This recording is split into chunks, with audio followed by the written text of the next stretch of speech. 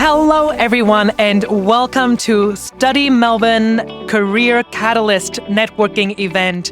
Come meet new people, new friends, and industry leaders to expand your network and make this new city your home. What inspired me to attend this event in particular is because I'm still new. I'm an international student, so I wanted to build my network, and that has worked completely. I'm getting to know people I've never met before. There's a lot of diversity and inclusivity, so it's really helped me in my professional career because I'm able to, you never know who you're gonna meet, and I actually got a job from this, so yeah.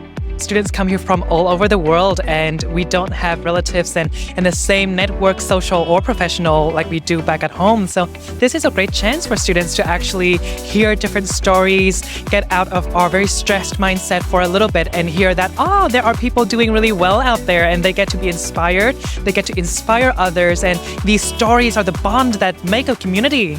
My biggest networking tip is to be genuine, because I can give you all the tactics, I can give you all the trades, make them talk about themselves and do that.